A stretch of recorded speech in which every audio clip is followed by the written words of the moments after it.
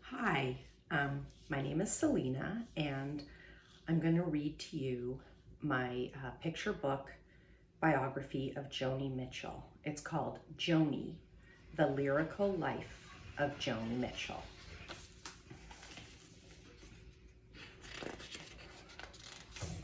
This is the title page.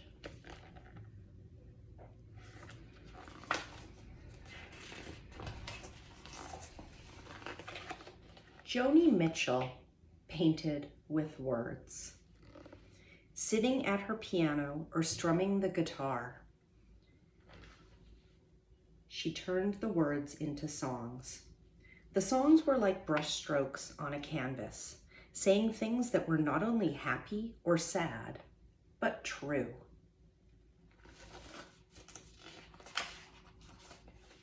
But before the songs, there was a restless girl named Roberta Joan Anderson, who danced in wide open spaces to the songs of seagulls and the shimmer of her own star. Young Joni drew pictures of animals, forest fires, and wildflowers. Her mother, Myrtle, took her out to the fields and taught her bird calls. There was a lone train, the quiet of nature, and a small town in Canada.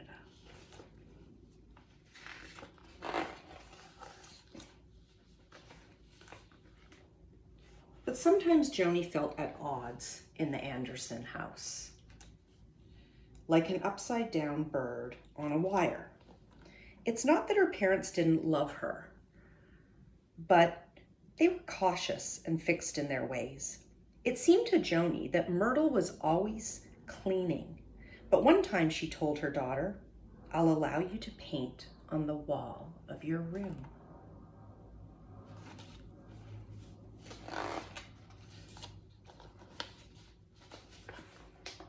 At piano lessons, Joni made up her own melodies. Rainbows tiptoed and jumped and skipped in her head.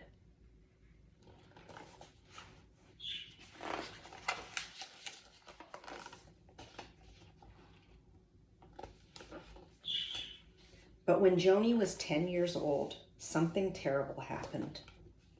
She caught a contagious disease called polio and was taken away to a faraway hospital with strict rules. The girl who loved dancing and painting and music was ordered to lie perfectly still.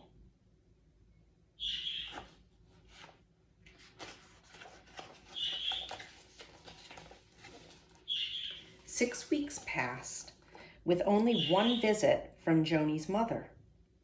It was on Christmas that Myrtle brought a small tree to the hospital to cheer her daughter up. Later that same night, the sounds of carols echoed through empty halls, reminding Joni of home. Oh, how she wished she could kick and scream. Instead, she shouted the words out loud, her dusky-throated voice cackling, wanting to be heard.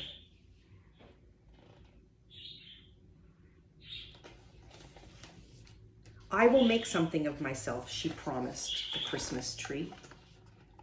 And she did. It began in junior high. The Andersons moved to Saskatoon, where a teacher named Mr. Krantzman admired Joni's paintings. He encouraged her to look deep inside herself. He said, if you can paint with a brush, you can paint with words. Paintings turned to poems on the page.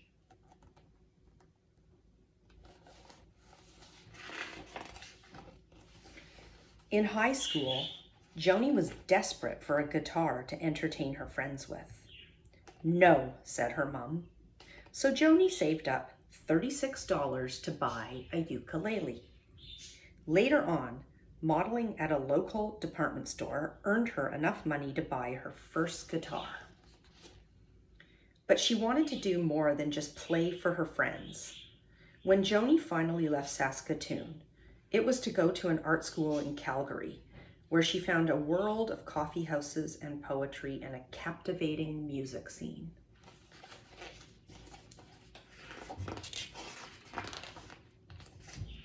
Hearing about a folk festival in Toronto, Joni and her boyfriend left school to take a 3-day train trip across Canada. In the rhythm of the train's wheels, she heard a lonely, bluesy sound and wrote her first song. Months passed, and even though her boyfriend left for California, Joni stayed on in Toronto, writing music every day. In cafes around town, she sang songs written by other people. And when Joni met an American folk singer named Chuck Mitchell, she thought she had found a partner. He was older and full of fancy words and promises.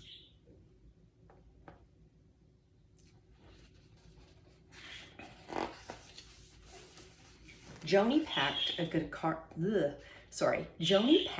guitar case full of dreams, moved to Detroit, and changed her name to Joni Mitchell. Everyone loved Joni's voice, but Joni didn't love being married.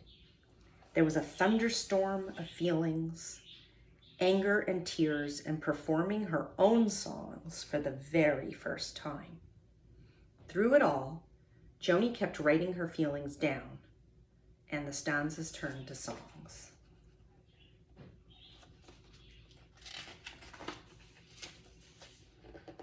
Joni saw music everywhere. On a flight one time, she looked up from her book and noticed the clouds from above and from below. How different the clouds looked from both sides. What about looking at her own life that way? There was so much to learn about life and so much to learn about love, too.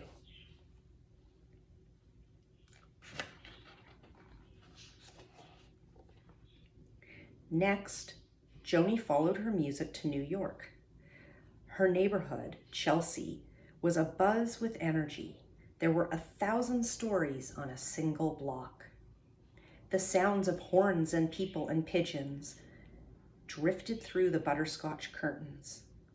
Joni wrote her feelings of joy and wonder into a song called Chelsea Morning.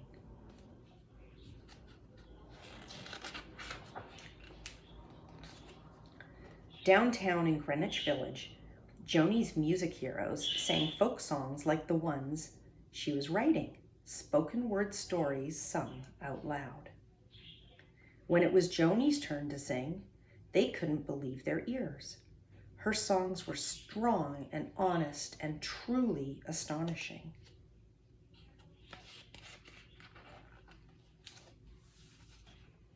Peace and love and freedom were in the California air.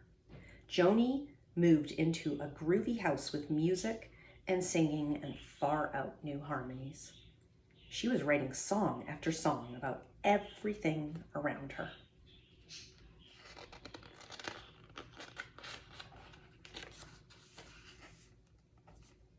In the summer of '69, all of Joni's friends were going to Woodstock, a music festival in upstate New York.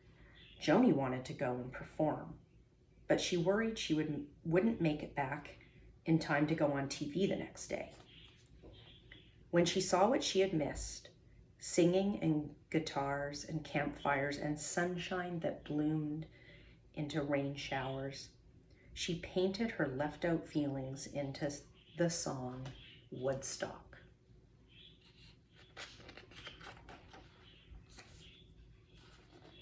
When Joni performed Woodstock, it brought back the intensity of missing the experience. She sang, "We've got to get ourselves back to the garden." Hearing it, her fans felt like they were part of something bigger than themselves. They felt like she was right there, sitting next to them, singing songs about sadness and beauty and hope. Hearing all of these natural feelings sung out loud helped people feel understood.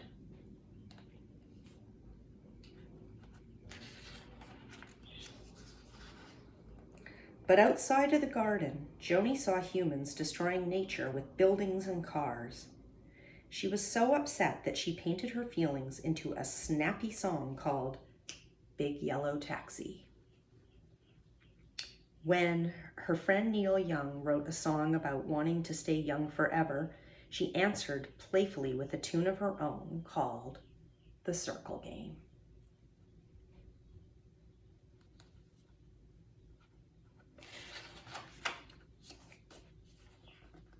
Joni was now a very famous singer.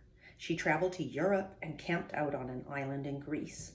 She fell in and out of love, and she cried all the time. She dreamed she was a plastic bag that people could see right through. She took her feelings of love and anger and jealousy and painted a string of songs into an album called Blue.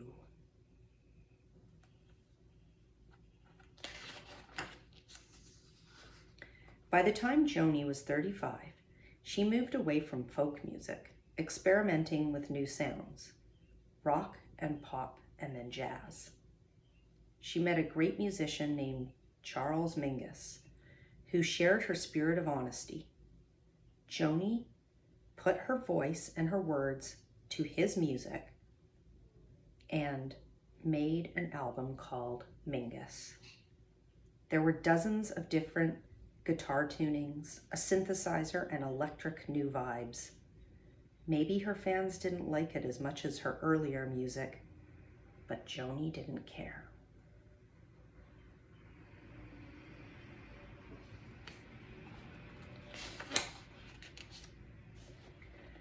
I sing my sorrow and I paint my joy, Joni once said. Her songs show us the way by telling us her truth.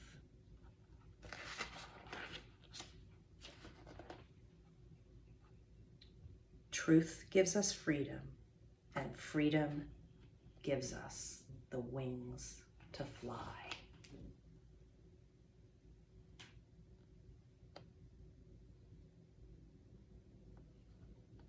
The end.